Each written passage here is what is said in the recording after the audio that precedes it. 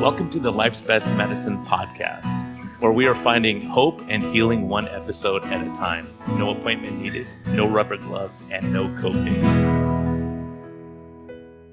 Just a healthy dose of life lessons to help equip you for this wild journey we call life.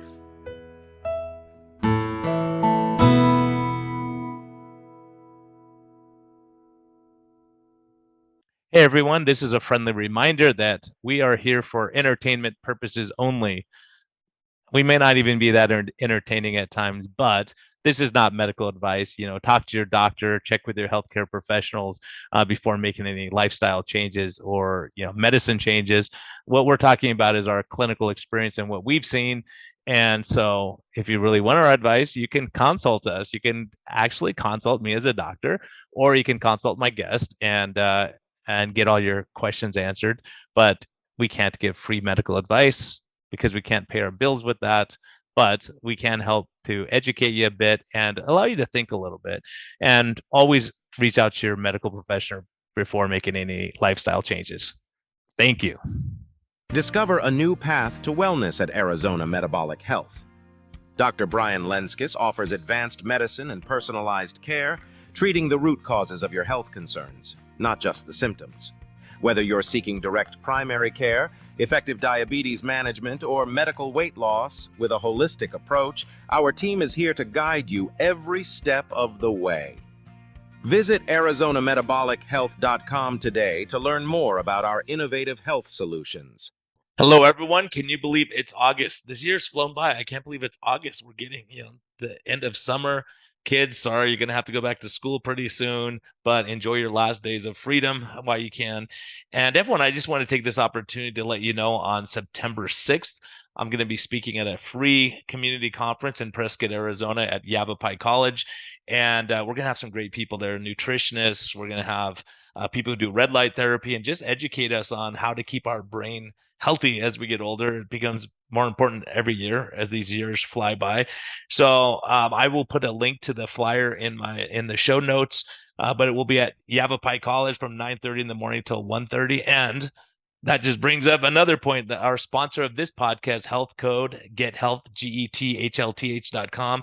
They're great people. They've supported me on all my medical mission trips and community events, and they're sending samples out to Prescott, Arizona. So you'll have free samples if you want to come listen to us yammer on for a little while. But thank you, Health Code, for making that possible. They have great chocolate macadamia and vanilla flavor, and we're going to blend it up right there so you can have some good stuff while you're learning and you can nourish your brain. I'm really happy to be partnering with them because the garbage they're giving our seniors right now, our parents, it's unbelievable with seed oils and processed stuff and sugar. And Health Code gives us another option. So look them up, support them, and they're doing great stuff in the community. So please continue to support them. And we thank you for your continued support. Hello and welcome back to the Life's Best Medicine I Know podcast. I know I say this every week, but this guest is going to be awesome. I've seen her around, and a mutual friend, Alana, introduced us. So Stephanie MoDavis, welcome. Hi, Brian. So happy to be here. Thanks for having me on. It's so awesome to have you on. And anyone who hasn't listened, go to the Rivero podcast with Sean Baker and hear more because it was really well done. And so, Stephanie, welcome. Tell us your so much. Let's start at the beginning. I know with Sean, you started a little bit later on when you first getting your diagnosis, but let's talk about growing up. Was it rough family growing up? Like chaos? Was things good? Like what was your early life like? And then we'll get into your amazing story. Well, Brian, I wish that my original doctors would have asked that question to me in terms of when I was being seen from the start. I love how you just go right in and ask the honest question. Where did you think this started? What was your childhood like? So thank you so much for giving me that opportunity. My childhood, I would say, was fairly normal. I grew up and I was a very introverted child. I was a little bit of a black sheep, a little bit of that empath, sensitive soul that so many of us can relate with. And I deeply had a desire to see other people happy, even at a young age, and also to people please. I call myself a recovering people pleaser. So even at a very, very young age, I had this observer within me that was able to watch myself doing things where I was throwing myself and my health and wellness under the bus to try to make somebody else happy or not depressed or a little more at ease. So this was a behavior style, a lifestyle habit that somehow I picked up way earlier than I had the emotional intelligence to actually deal with. And I think that just stems from my particular situation growing up. And just to give a little bit of context to it for your audience, my parents got married very young, 19, got divorced just a couple of years later. They were going through their own process of discovering who they were. And I felt a little bit alone. I felt a little bit of abandonment when my parents got separated. And what I think happened was I developed some maladaptive behaviors based off of my early attachment style wounds.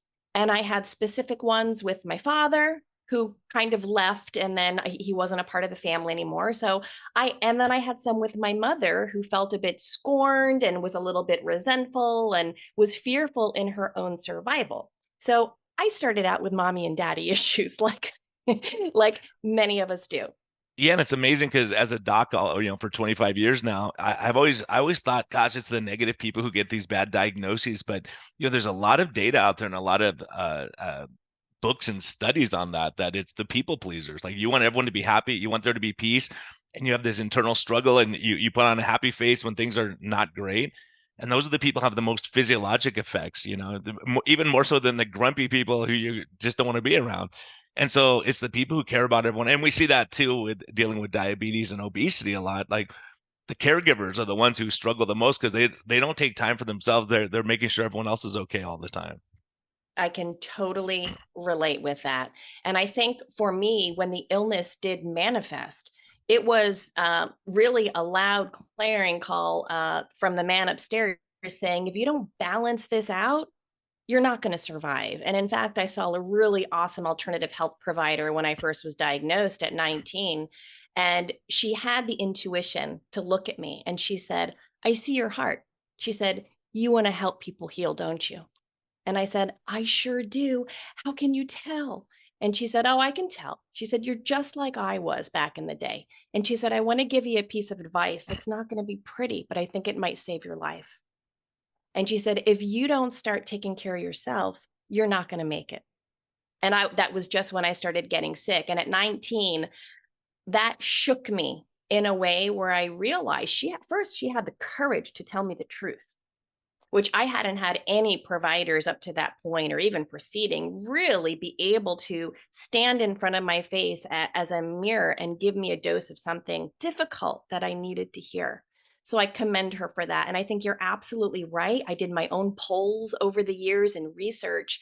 Many women who had the same condition that I did, which eventually I was diagnosed with lupus, an autoimmune condition, almost all of them said they had a issue with perfectionism and a tendency to people please. And I think when the illness manifests, it's the cry out from the mind, the body, and the soul.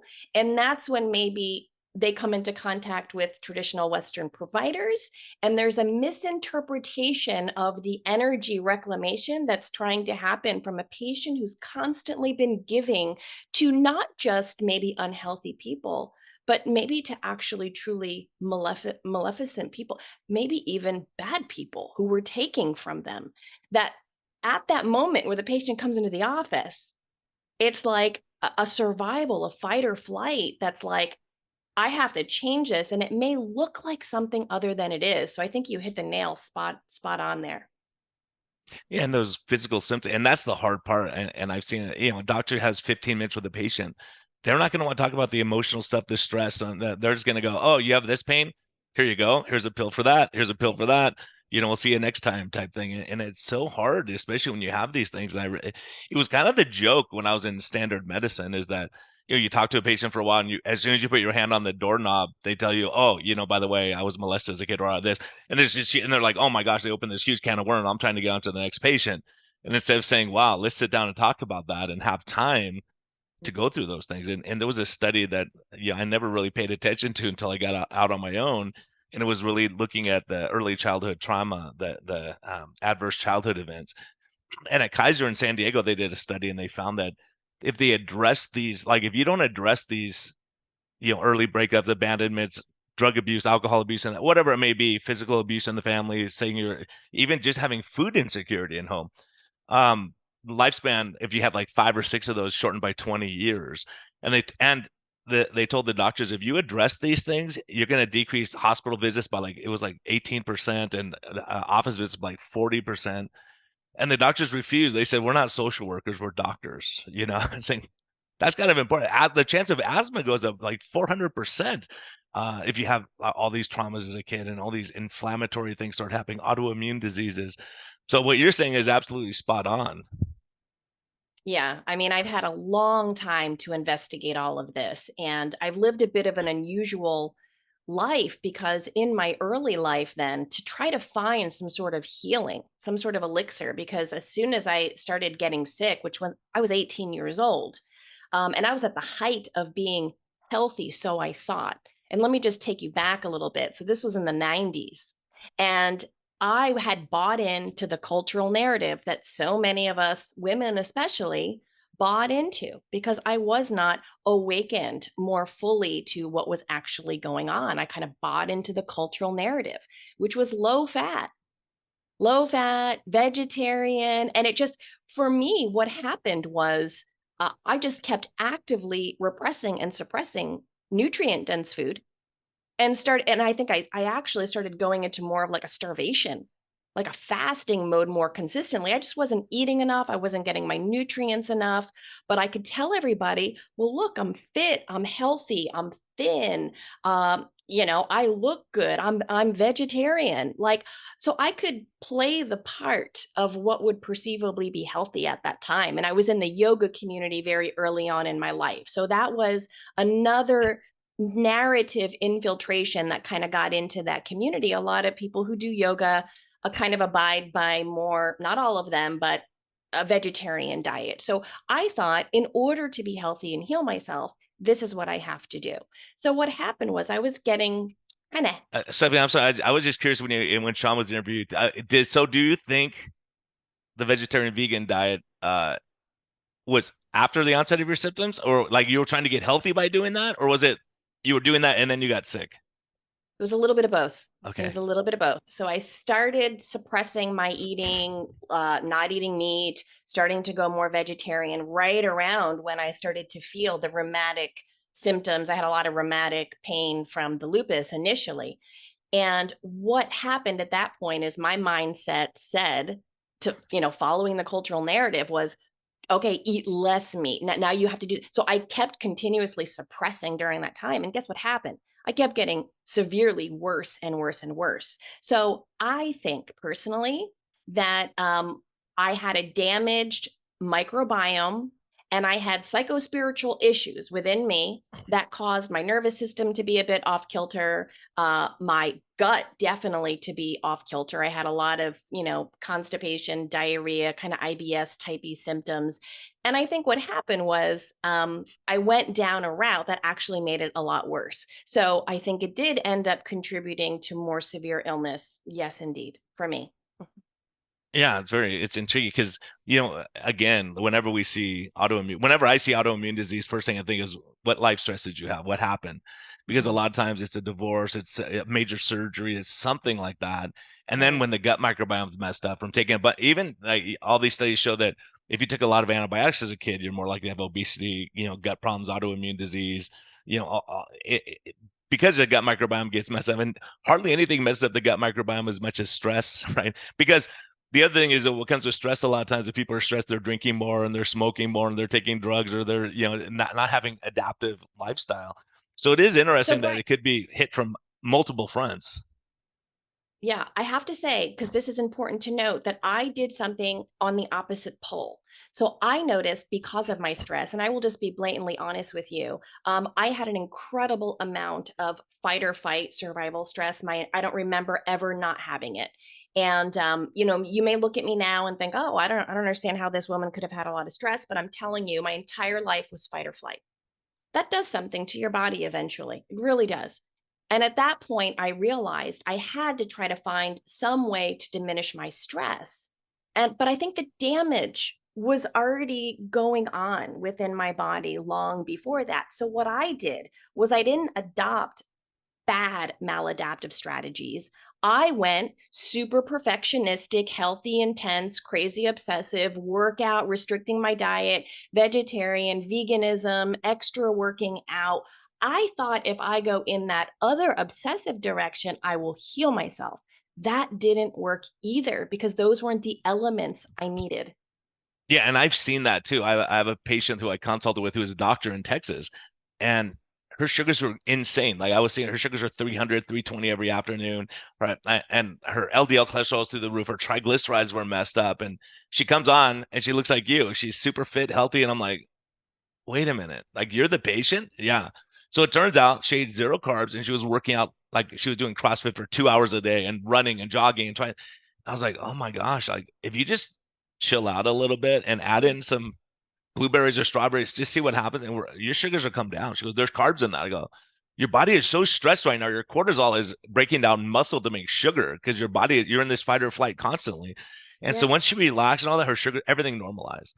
So people Yeah. don't realize that this being in that your car alarm's going off all day and you keep running out panic that someone's breaking into your car instead of saying, okay, it's a false alarm, it was just the wind, right? So when people are in that chronic state, that's one of the biggest things we have to address and try to figure out. And I'm surprised because I would think that yoga would help center you and slow the breathing down and get you to a point where that shuts down that sympathetic drive a little bit. Yeah. Brian, two things you said that I want to touch upon that are really important to me are you're right. When you see patients, there's a distortion. And to me, I see it as a spectrum. So it's like either people will shut down and kind of go into the depressive, or they Mhm. go like the hypo, or they go into the hyper and they become very obsessive. And that looks two different ways, but they're both really imbalanced. Mhm. So the thing about yoga is that yoga was an incredible lifesaver for me.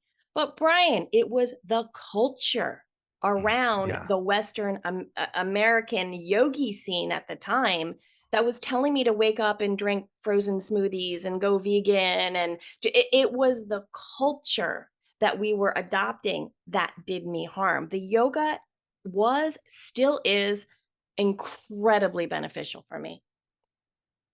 Yeah, it makes sense. It was a culture around it. I just watched the hot yoga guys story. I was like, oh my gosh, these guys were really stressed. I mean, you had to perform and you had to, if you didn't look right, he would make fun of you. It's like, man, it was really destructive. But Yeah. used the right way, it's a great tool. Exactly. Use the right way. It's a phenomenal tool and I still do it to this day. And that really was the in for me to start becoming more introspective about how did I end up here? I look perfectly healthy, but I'm dying. This makes no sense. So getting on my yoga mat, number 1 was commitment. And that was something that I didn't grow up with a strong commitment of self care. Again, I was still selling myself out to everyone else's care. So I had to, for a dance company I was a professional dancer early in my life too at that time. I had to do yoga 5 days a week. It was part of the program. And I'm so grateful for that because it taught me that I had to show up every day for myself, at least for an hour and a half. And it was me and my energy on that mat, and I'm telling you, when you're doing yoga, and I was very fit, but I was not flexible. So it was a totally different ball game for me to release my hamstrings and my low back and start to get my body in right alignment after being more one-sided.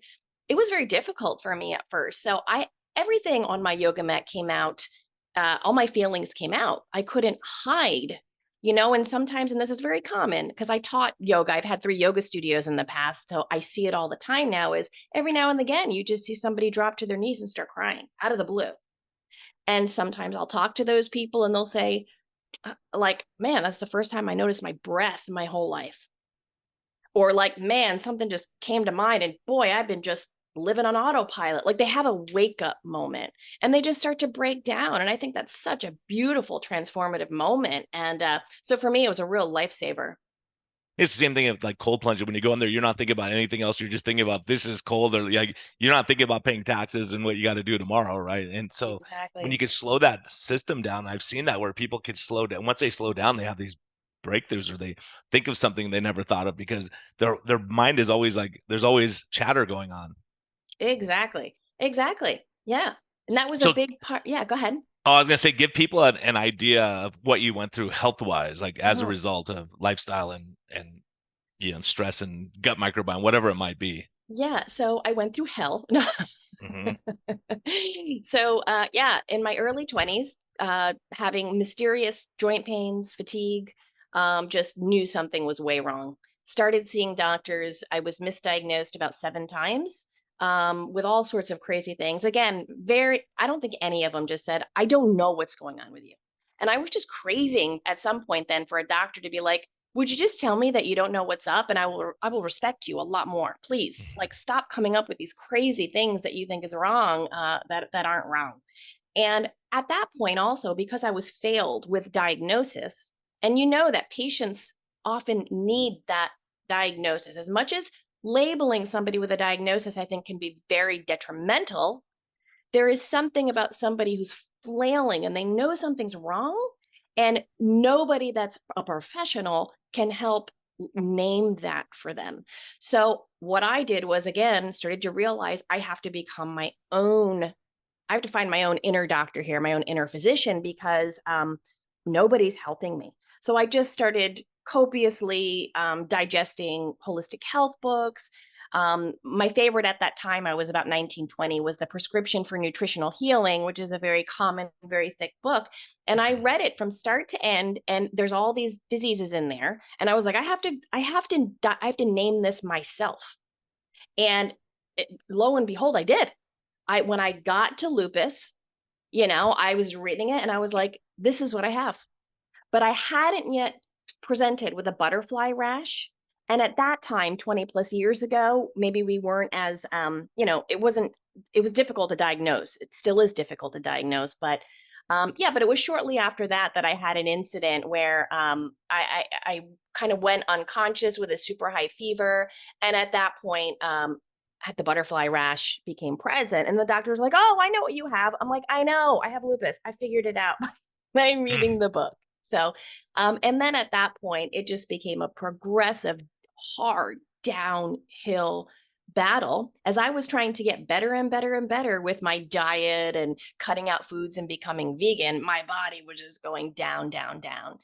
They put me on high levels of steroids. And basically, what happened for about 3 years was I ended up in the ER. I would say close to 20 times per year, with like very just such severe pain that even morphine wouldn't cut the pain. And the last time this happened, about 3 years in, I started hemorrhaging into my lungs. And they were like, you are like, this is bad. And I remember waking up out of a drug induced coma and I saw all my family over to the right. And I'm like, okay, this is bad. Like, this is bad. And I was about 21 years old. And at that point, I went back into that drug induced coma. And I could hear the nurses and doctors screaming, breathe, breathe, breathe, because I'm hemorrhaging into my lungs. And I just went under and I had a really beautiful little NDE experience where all of a sudden I ended up in this very peaceful field on a beautiful day. And I was standing next to an elder Native American chief. And he was walking with me and it was just complete peace, complete just peace, silence. The breeze was blowing through the grass and he held my hand and he looked over at me and he said, it's not your time. And I said, okay. And then I just kind of came to when everybody was over me. And that changed me because then I knew all of my hope to get answers from the scientific community and from people of this world is not the only thing. And I realized at that moment, Stephanie, you have to be an active participant, not only in your health, but in your life. And I'm going to teach you some very important lessons here over this illness experience. So, yeah, woke up, Brian, on dialysis. So woke up getting dialysis, catheter in my chest, and then that led into 5 years of really difficult plasmapheresis exchanges, dialysis. I was on dialysis every other day for 5 years in clinic before I was even eligible to be put on a transplant list. Yeah, and So this is all the way through your 20s when you should be out having fun and laughing and doing all that, and like just being, people don't realize that, just being in the dialysis center, how mentally tough that is. yeah, it was I mean, to be honest with you, it kept me alive, but I could tell that I was on the brink of death at any moment. I mean, literally you're living off of a machine, Did you ever right? get to a point where you said, forget it, I want to go back to the ancient healer? Multiple times, like Yeah. over my lifetime when I had experiences. And I just want to show you this if you can see this, but can you see this Oh, picture? yeah, I see it. Yeah. So that was me back in the day during that illness experience in my 20s. I was actually in a wheelchair at that time because I had so much Sally Medrol that it did damage to my quadriceps. So I couldn't even stand up and walk. So, Brian, I was so weak. I was so vulnerable. I had to completely surrender my life over to this higher force because literally every day was touch and go. And that was very different and contrary to what most people my age were doing at that time. So it was very, very difficult. I think only if you experience it or go into the clinic or work in a clinic do you really know how draining it is. So what happened then? Yeah. So I was having very profound spiritual experiences because I was on the brink of death for not just once, but it was like chronically long periods of time. And I will tell you that what really saved me during that time was because I had already been practicing yoga and studying Eastern philosophy. So at some time within that being in that chair in the dialysis clinic very early on, I sat there and I had to block out, sometimes people die in clinic. Sometimes people are strapped down because they don't want to be there, but their family wants them to be there. A lot of them are diabetics with limbs cut off. I mean, could you imagine a young, allegedly, seemingly healthy woman like being in this environment? Is like a war zone in there every other day. And I remember sitting there and saying to myself, God, this can't be it. I'm 21. Like, what is going on here? And I just shut everything out. And I really got very introspective. And I remember hearing the voice of God, and he said, I'm preparing you. And at that point, if I didn't have that in my mind, I would have given up. I would have stopped my silly therapies, as the doctors put it, of yoga, meditation, all my woo woo stuff I was doing, they said would never help me, would never work. I would have given all that up if it weren't for that relationship I had with that spirit of God who said, I got you. Like this doesn't make sense, but I'm preparing you for something. Well, they And say that it's a peace that surpasses all understanding. You go through hard times and you have this peace saying it's going to be okay at some point. Because when there's no hope, yeah, that's hell, right? There's no hope that things are going to get better. You're just going to be going through this for the next 30 years or however long you live, and life's never going to be going to the movies or going out, on vacation, and being able to enjoy yourself because you're tethered. yeah, yeah. And I know that I can say that I attained that point where to find ultimate peace within that point of no hope, because I did have hope that I was going to get a transplant and get off Mhm. dialysis. Now, there are a lot of people who don't. And again, finding that self mastery, if you can, of like, this is how the rest of my life is going to be, like a real Viktor Frankl moment of like, how do I find peace in this really awful, no hope type of situation? But I did. I found a calm in the storm that was within me, and that was going to be my single pointed focus, no matter what any doctor, any scientist, any nurse, any friend, anybody said around me. I was at that moment, I'm like, I'm on the hero's journey. Like this is like Joseph Campbell, the hero's journey, and I'm on it. And if I look too far right or I look too far left in this world where I am on dialysis and listen to too much of what people say, I'm going to lose my strength. So it was like he was cultivating this like inner warrior within me. So that hell, that suffering, that every day, every other day in a chair for 5 years, and then the other day just recovering from dialysis, like that long period of time, man, it was like very deep psychological, like martial art training. That's how I look at my story. So, like you said, what's the story? I was realizing in that time, I can tell myself many different stories in this dialysis chair. One is of a victim. One is of, I can't do this and I need help. And that's fine too. Some people can't do it and they need help.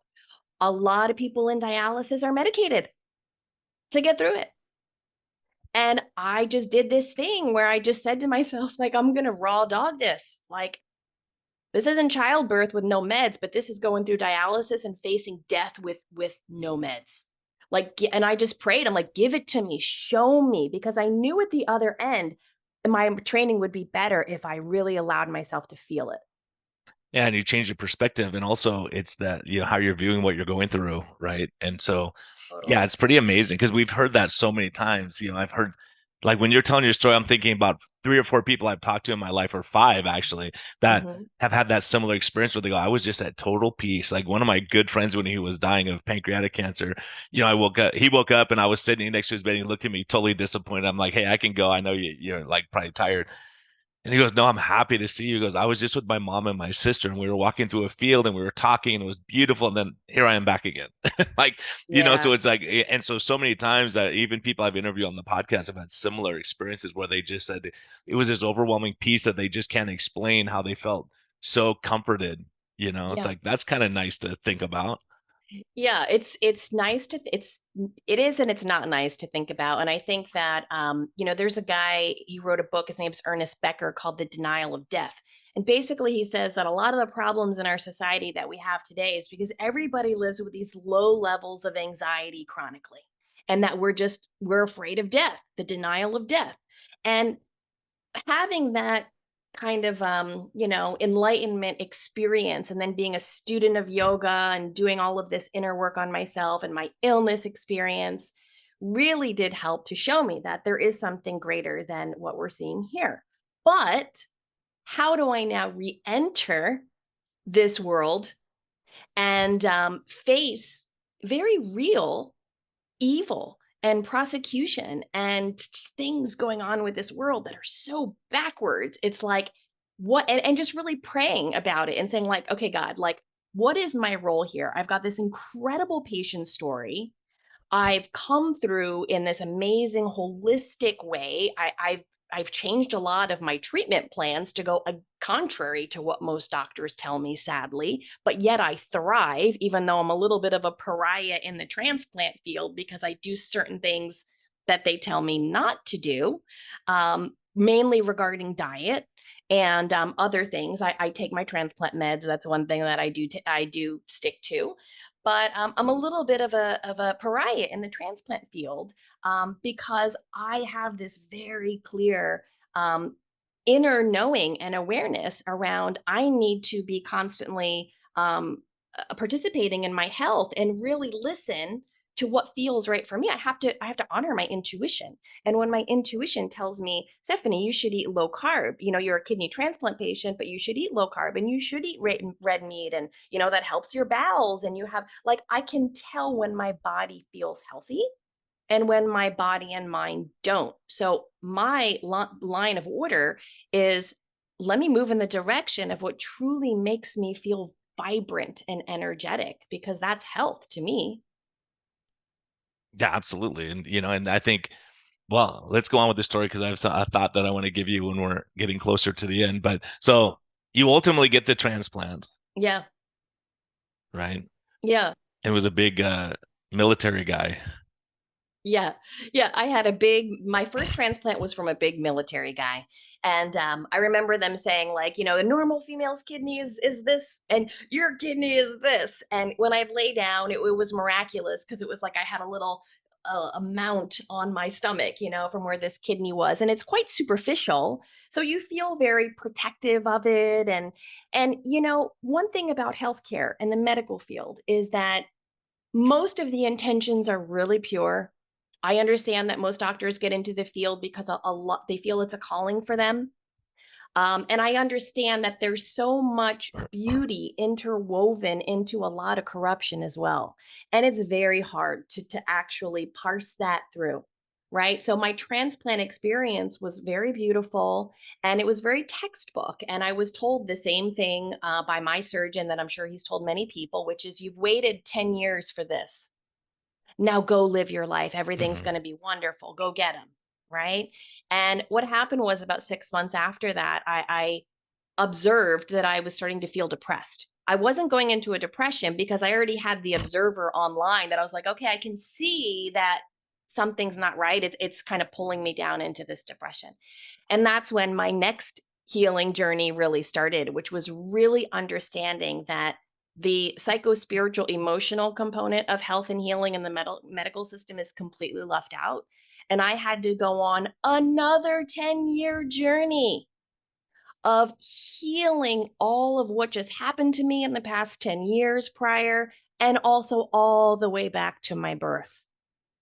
So finally, when I went through a second transplant 10 years later, because my first one started to not function, when I received my second transplant, which was 8 years ago, I sat up in the ICU and I crossed my legs like yoga style in the ICU.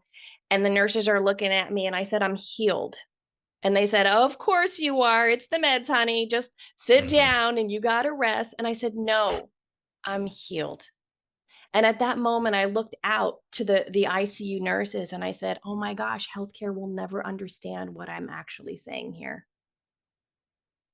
Was that to heal, it needs to be physical, but it needs to be emotional, psychological, and spiritual too. And at that moment, I really felt like I had this holistic view of what could be done in our healthcare model. So, and that's when I decided to start my nonprofit called Awakening Healthcare. So, really, what Awakening Healthcare does is to help providers and patients awaken to what's holding themselves back from healing themselves to be better healers of people as a provider or as a patient. So, the cool thing about Awakening Healthcare is that there's no hierarchy between patient and provider, is that it's not just physical, this is talking about the psycho spiritual and how when we couple that with the physical, man, something really incredible changes and shifts.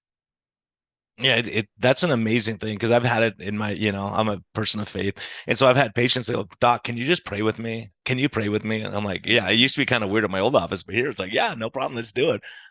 And it's you see the healing, you see the just that release of anxiety and stress and all those things that someone, is even I have people that are atheists and they go, "Hey, Doc, will you pray with me?" Like, Yeah, sure, like I'll take whatever I can get right now, and things aren't looking good. yeah. And so to have that awakening in medicine, I think and I think that the big thing is and this was a life lesson for me. My wife Mhm. at my old job, I was working 18-hour days, stressed all the time, busy. Like I'd get home just beat, and she'd go, "How's your day?" I go, "Oh, I got yelled at by two people because they couldn't get in, and this happened, and then it was always that." And she said, "I have a question for you. When you do volunteer work in Guatemala, you work 18-hour days there, and you're crazy in the middle of the jungle, and you come back and you're on fire for a month or two, just talking about how great it was." And I go, I'm just not burdened by the system. I'm just helping the patient, and you have a human connection. And a lot of times they want you to pray with them there, and it's just a different environment when you're living to please the insurance company. It's just not. That's not why you went into medicine. You wanted to help people, but now you're filling in bubbles. You got to do this. You got to do paperwork. It's like arguing with insurance. This patient needs this thing. Over there, I just had meds. Here you go. This is what you need. Go on. you know. But Yeah, that so many doctors are burdened by that they went in the system and they have their white coat and they want to save the world. And then yeah, after a while, they realize like I'm just like trying to keep my job right now. And they go, "You don't like yeah, it? Hit the door. We have five more doctors who would take your place." And so they've lost that sense of really wanting to help people or invest or figure out the problem for the patient or work together as a team with the patient, put it that way. Yeah. If anybody wants to really go deep into what you just said, I was on a collaborative team. We did a podcast on, do you know who Mike Adams is? The health ranger? No, don't Oh, know. Mike Adams is awesome. He's been around a long time. He's got an Awesome. awesome farm here in Austin, Texas. And yeah, so we created a year-long project called Health Revealed, and it's a psychological analysis of the effects of statism on the healthcare system.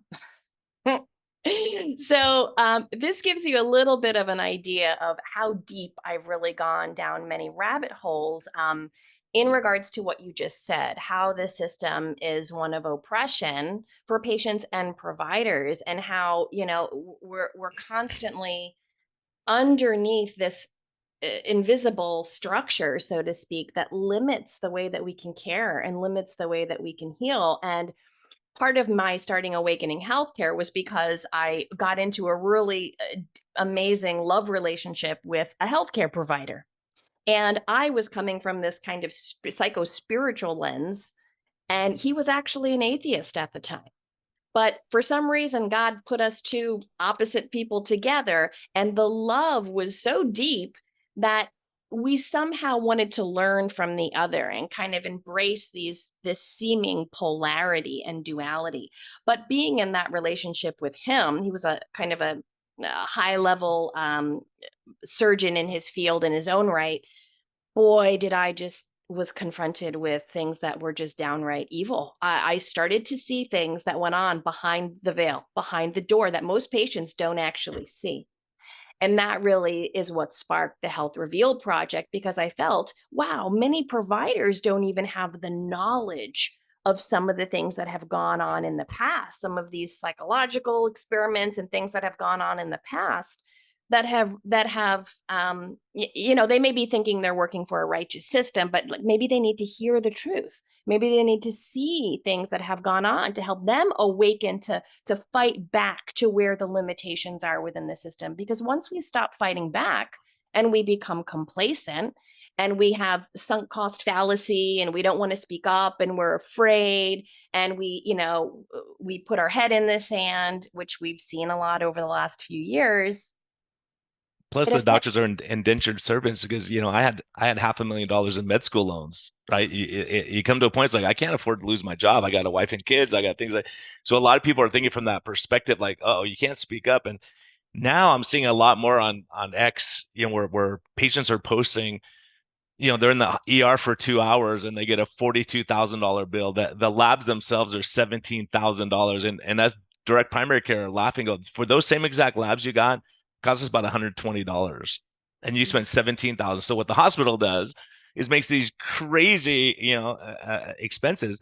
And then they go, oh, we're going to write off our losses now on our taxes. So they're writing off all these losses. It wasn't $17,000 to get these labs, and so you start realizing if you go across the street, it's going to be a lot cheaper. And MRIs, you pay $400 cash and get it done. Your insurance is $4,500 for the same study. And you go, there's something wrong here. Like Yep. it's just aggravating for physicians to see that too. Yeah. Yeah. The first, my illness experience in my 20s, Brian, I can sum it up this way and say, I kind of handed over my autonomy to the system because I was afraid. I was a very sick girl and I was afraid. I was afraid. I had fear until I surrendered. In the fear state, I just handed over my autonomy that, the provider and the system knows best and they have my best at heart. And I was naive. And the more time went on, the more I started to empower myself and educate myself, I learned. And I had to not be angry, totally angry at the system, because there's all of this good intention within the system as well too. I had to develop nuance and understand, okay, this is where we're really at, and you need to educate yourself. And if patients aren't educated, they're going to get upset when they get a $17,000 bill for blood work, but they didn't educate themselves. So we need a mass movement and a parallel way of doing things. That's just how we have to do it, because parallel systems and people like you and other labs and other organizations do exist who aren't going to operate the way the traditional system does. And we need that, especially for patients who are more awakened too. It's almost impossible for me to authentically have dialogue with any Western healthcare provider at this point, because we can just talk my body. That's it. Because their expertise is in the transactional information about the body. But if you want a patient experience that's holistic, I'm too aware of other things around the system in healthcare that they aren't, that it's almost impossible for me to have an honest, authentic healthcare patient provider relationship, which is, and I'm not the only one. Well, it's the system. It's the trouble. It's like if they have 15 minutes, they're not going to talk to you about deep spiritual things. Like Yeah, we have an right. hour. Like I spend an hour with my patients when they come in, you know. And sometimes the patient's like, "Hey, doc, I gotta go. I got a meeting." Right. And I Yeah, love it when it's on their end. I'm never forcing them out of my office. And so yeah. when you have that connection, then you start realize because we realize if you understand the person and you understand what makes them tick, their struggles in life, their stressors, whatever's going on, in the long run, you're going to spend less time with them because they come in for their annual. They go, "Hey, everything's great, doc. I'm not trying to figure out like how do we get your leg amputated anymore and how to fix these diabetic ulcers anymore, right? Because we have a common things like I want you to. The healthier you are, the better off I am too. And the problem with the system, one of the biggest issues, and it was stunning to me when I had this discussion with the head of the HMO. He said, Brian, I said, look, I'm helping these people not get on dialysis and all the stuff that you went through. They're not getting bypass surgery. We're preventing these things by preventing them from getting diabetes. And he goes, you're costing us money because if they don't get the diagnosis, we don't get paid as much from the government. So the more diagnosed, so we were trained to code everything. So you're coding, coding, coding. And then that poor patient goes to get life insurance and they go, oh my gosh, you're near death. And they're like, I feel pretty good. Yeah, but on paper, it looks terrible. So we can't, you have diabetes, you have all these things. And so, yeah, it's when you start seeing that, I go, gosh, now I don't have to submit any codes to anyone, right? I don't submit codes to the health insurance and things like that. So, yeah, and even to get labs, and that's the other issue that happens is some doctors are trying to help their patients, and they go, I'm going to put down pre-diabetes on here so you can get your A1C checked because otherwise Right, you can't check it, they won't cover it. So they put right. pre-diabetes. Then when they go to get life insurance, they go, yeah, pre-diabetes, you have all these things, and the doctor was trying to save them money on their labs. It was altruistic, but it doesn't help you in the end. Right. Yeah, it's a very, very complex issue. And kudos to you and so many like you who are doing their own thing and kind of shifting out of the system. And, for me, I have a heart towards people that have chronic illness because I've experienced it. And I have a heart towards people who are kind of the hopeless ones who maybe are on dialysis, who didn't get appropriate care. If I didn't wake up, if I didn't have that ego death in that chair where God was like, girl, I got you. I got you. If I didn't have that, I could have ended up just like many of the other patients there. Right. And so I do have a heart for people who, a lot of these patients are on Medicaid or Medicare, or they're low income now because they've been chronically ill for so long. So I love that there are so many providers who are offering like different types of care and concierge care, but there's still that kind of limit of like, if people don't cover insurance and they can suffer a little bit. But from my perspective, I think if patients educate themselves on I mean, even just listening to like podcasts like yours, right? There are things that patients can do for free to help empower them, to really help. But you have to be hungry and be willing to kind of be contrarian to the system a little bit, which is it's difficult. It's like in one respect, the system is saying you have to listen to everything that we do, or we're not going to treat you. But in the same respect, you're like, yeah, but I can't listen to everything that they're telling me to do because this isn't how I'm really going to get healthy. So it's a little bit of cognitive dissonance, and you have to be willing just to go there and to follow your heart, and have the will to fight for your life and for health. So Yeah, and I think there's these last few years have been eye-opening and awakening for a lot of people. They realize like my doctor, they were getting bonuses based on me doing certain things, or they were getting bonuses for this. And did they really like there was a financial interest from the physician? So when you start seeing those things, like I should have trusted so many people tell me I should have trusted my instincts and my gut gut feeling on this stuff. And I yeah, made, I did what the doctor said. Now I'm paying for it, and you go, right, gosh, darn it. It's a tough thing because the doctor should always have the patient's best interest at heart. That patient in front of you, not what society thinks or whatever. You say, look, here's what's going to help you. Let's work. on that. And so yeah, it's really, I'm glad we're having this discussion because it's so true. And part of you being able to look and not be and I don't even say this contrarian. It's like, look, I got this problem. You may not know it. You don't even know how to diagnose me with it. I had to figure it out. And then, a lot of doctors will say, they'll post on social media, hey, don't confuse your Google search with my medical degree. And I go, well, you know what? I love it when patients come in. I go, I haven't seen that study. Let me look at it. So many times the doctor just throws in a pile. I don't have time to deal with that. Instead of saying, well, maybe it will make them better. Maybe we try something different and see what happens because it's not working what's happening now. And so I think more and more doctors, especially the younger doctors, I think who haven't been entrenched by the system so much, they can they can I they can think. But in med school, they don't teach you to think critically. They just go, here's you memorize the drugs to use for each condition and not say, okay, could this be from, like you said, spiritual struggles or gut microbiome issues, whatever it might be, and it's clear. I mean, with autoimmune, even just yesterday, a big study came out saying, hey, with multiple sclerosis, which we've before had no idea, they go, these two gut microbiome, if you take them out and you put them in a mouse, they get MS. And you go, huh, maybe we should look at that. Right. And look at the effect of stress and sleep and toxins in the environment that may affect these things. Two things that you hit on there that just, they make me so happy that we're talking about this at this point is one thing, as so far as certain doctors, back to my family history and attachment theory and growing up in relationships, is that throughout my experience, and I've been seeing at prestigious institutions, Johns Hopkins, New York City institutions, I've been all over the place and I've worked with some very high level doctors, is that we have a problem between ego and victimhood in the system. There is a dysfunctional inversion of a relationship between victimhood mentality and ego. And it's pretty clear who's playing which role.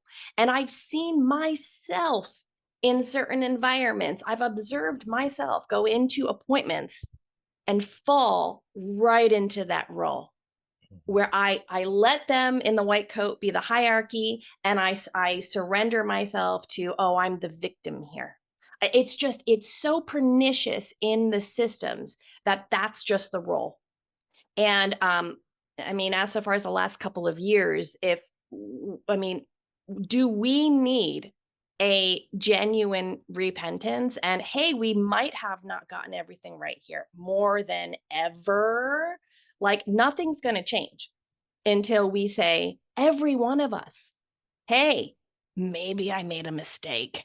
Maybe I could have done things better. And the fact that we're seeing so much doubling down of the rhetoric that harmed so many people, that's just confirming, it's solidifying that arrogant, tyrannical evil that's trying to dominate and suppress our true healing power. So again, patients need to be mindful of this role, and many patients have to fight, unless they're with somebody like you, they have to fight to maintain their equanimity within the relationship. And that doesn't mean that the doctor doesn't know more. Usually they do, but the energy has to be where it's participatory. It's not hierarchical. So that's a huge thing within the system that we need to work on. And then the other thing is, I always advocate for this relationship to be about ethos and logos. Okay. So in Awakening Healthcare, I talk a lot about masculine and feminine energy. And when I was dating this surgeon, I used to say very bluntly, hey, you're the objective man who likes to fix the problem. I said, I, as the patient, I'm the experiencer. I'm the subjective experiencer. You're observing me and my story matters. And if you don't let me tell my story, this relationship is fractured.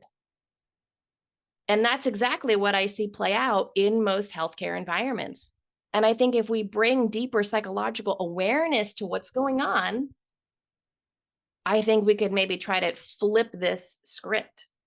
Yeah, and in relationships, right? Marriage, friendships, all those things. If it's one way and one person dominates all the time, no one wants to be be with someone who knows it all and they just keep talking the whole time. No one else has input. Happens a lot. So it's just kind of figuring out what makes you tick, what makes me tick, what's our goal. Like when you have that shared vested interest in each other, that works out great. And I think that those are things we're working on and hopefully working on in medicine. I think a lot of people just jump the system, go, can't fix it. Like for me, I realized I was trying to make myself fit the system. So I go, how can I be more efficient? How can I be faster with patients? How can I see more patients more efficiently? And you go, Yes. wait a minute, how about just being a good doctor and see what happens? Yes. And I so love you that. can't, sometimes people work so hard on being efficient, meaning I can get in 30 patients a day, or should I just spend a lot of times with 6 or 8 patients a day, and not be stressed and rushed and have people waiting. And so a lot of people are just jumping because for me, it was realizing the effect on your health because you care and you want to do the right thing. And you're like, man, if I could just have, and this is what I do, like tonight, I have a Zoom meeting with all my patients and we just go, oh, what do you guys want to talk about this week? We have 30 people or 12 people, however many show up, and we just talk about what's on your mind, what were you struggling with. And it's a group meeting and we have a great time. And every Yeah. time it's supportive and people learn from each other and say, 2 weeks ago, you told me this, it's helped dramatically, like to each other, not me. Right. And so you start seeing that like we can really help each other and having this sense of community. And, medicine is so, uh, you know, uh, siloed, and even doctors don't talk to each other. So so people see endocrinologists and the doctor's like, what do the endocrinologists say? I never got a note. I have no labs, nothing.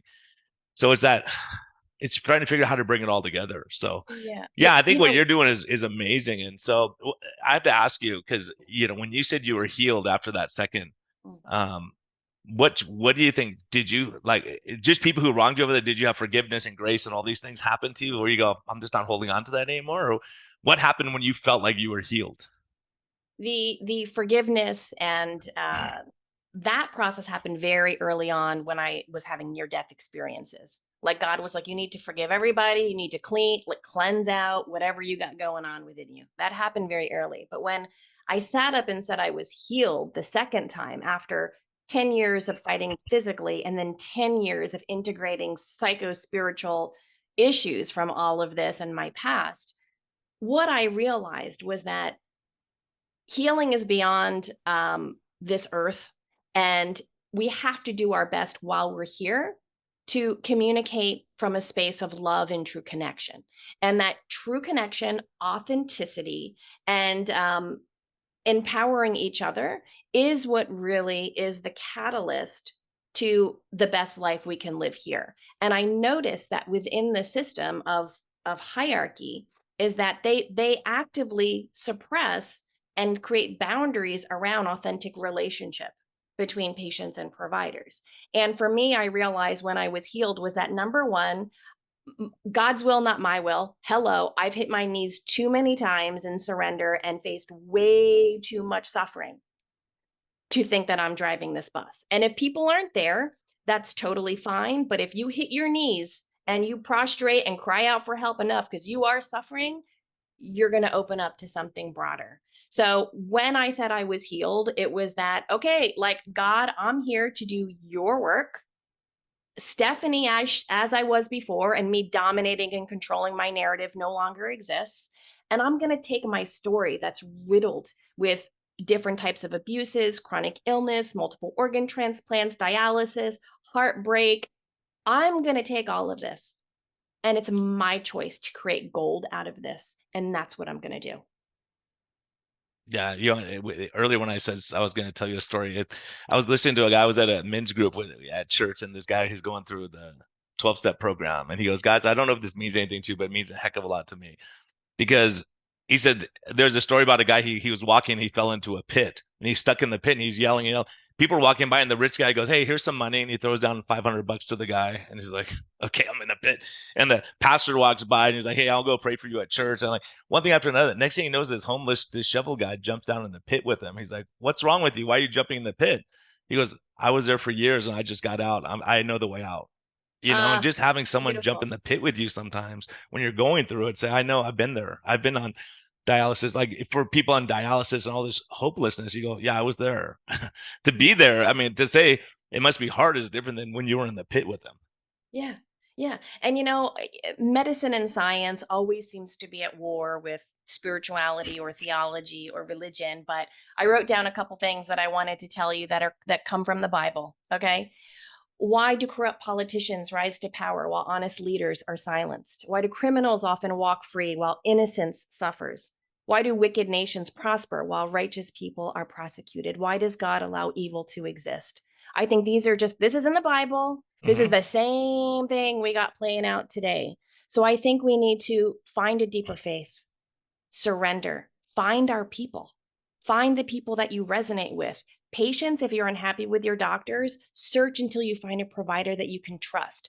Doctors, try to find patients that you resonate with, because when there's authentic care and love for each other as fellow human beings, that's when our best opportunity for healing can occur. And a lot of what we do is belief. Like someone has to believe. You have to say, look, I look. And how do you believe when you see someone else get out of the pit? Right. Yeah. And so that's why we have patients who can help each other. If we can't help you, maybe I don't have the right tools, but find the right person, whether it's a counselor or whether it's a nutritionist or whatever it is, Yeah. have that and not be afraid. And I think that's the other big thing in medicine is there's so much terror. We all want that territory. We're afraid of like someone going to see a chiropractor and getting adjusted and feeling Oh, yeah. better. We're trying to the Yeah. orthopedic surgeon wants to do surgery, and then the physical therapist says you don't need you don't need chiropractic to do physical therapy. Instead of saying, hey, let's do it all and see what works. Right. Yeah, exactly. Listen, when you're almost dying, I think you brought this up before, you're going to accept, you want all the things. It doesn't matter what it is. You're going to try and be open to almost anything because you're trying to fight for your life.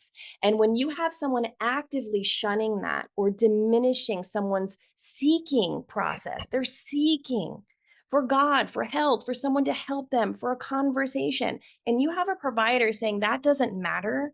That's woo woo. That's not going to help you. To me, um, that is part of what evil is. It doesn't look big and red with horns, but it's definitely the energy of suppressing somebody's, experience, their life experience, and they're seeking impulse to something greater and meaningful about their illness. It's very difficult. It's very difficult, tricky territory.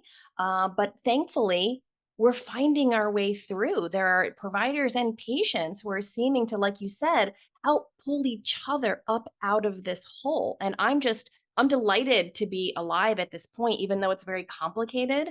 I think that we're part of something new, and I'm so happy to have met you, and I'm so happy to know that you exist. Yeah, and I think these are important things to go look. Combine the woo woo with getting your transplant. Combine whatever you got to do that works for you ultimately, right? Like that's Exactly. and so many people have just given up. They go, nothing's working, nothing's gonna ever help me, and then you just get into that hopelessness spiral down, And so so you're an example. And so I have to ask you, what's life's best medicine for Stephanie? Like where do you go? What got you through the hard times? Like what would you say? Hey, ultimately, this is what really matters. Like if you're telling your closest friends and something you want to leave behind. Yeah, I mean, I have to reiterate it again is that what really matters in my best medicine is my relationship with my faith and God, because at the end of the day, um, we're all gonna die. That's it. At the end of the day, we're all gonna die. And I have just faced, believe it or not, so many rounds of suffering that there was the only true elixir that created inner peace within me was my faith. That's it.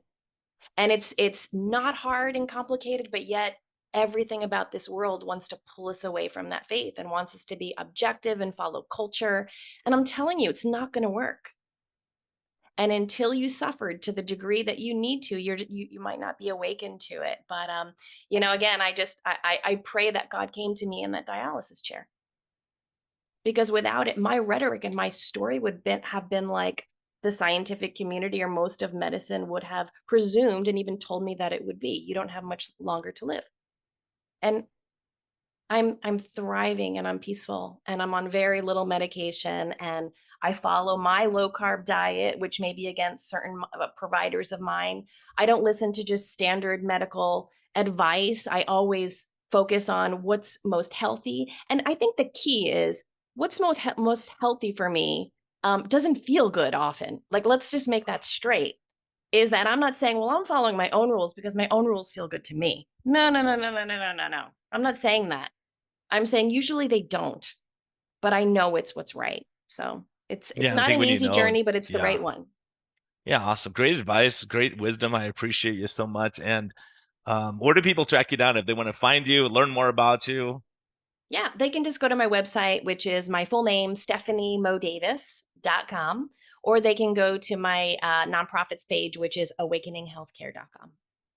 Awesome. Yeah. And everyone go back and listen to our interview with Sean Baker. They talked about a lot of different things than we talked about here, but this is all critically important. And I'm so glad to hear it because, on low carb MD, when we talked about this, that people didn't want to hear it, they go, just talk about eating low carb. I was like, well, if you're eating low carb and you're bitter and angry and agitated and you don't sleep and you don't like the world, then, I don't think it's going to help you much. So it's this big picture of what you're saying. It's like, Yeah. it's this big, We are yeah. much more than our physical body. There's an old Indian system called the chakra system. It's an energy mapping of the system. It's a map of the body, and the physical is the first chakra of the system. You've got the physical, emotional, the ego, the heart, your ability to speak up, your voice, your throat, your ability to listen, and then connecting with God. So when we're just focusing on the physical, we are like hitting like 1 out of 7 from the Eastern philosophy. So we have to broaden the conversation. I think we're ready.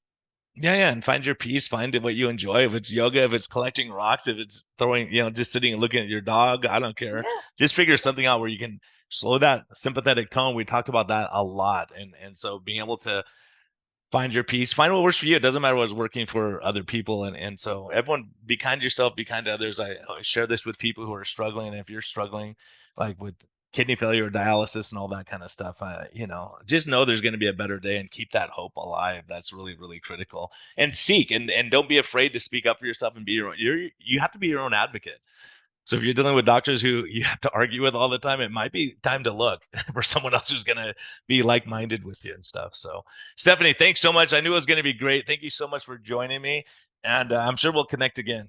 Well, Awesome, I'm Ryan. wondering is when you're writing your book, when you were talking about all your stuff, I'm like, okay, there's got to be a book coming out of this at some point. I actually wrote 2 handbooks when I was working on implementing peer-to-peer support on transplant teams. Now they're just tiny little handbooks. One is called Patients Working with Providers on Teams. It's kind of like a peer book. And then I wrote a very tiny book called The Emotional Aspects of Transplant. But I think a more fuller book is coming. So thank you. Awesome. We'll have you back and talk about it. Thank you so much, Brian. All right. Thanks for joining us.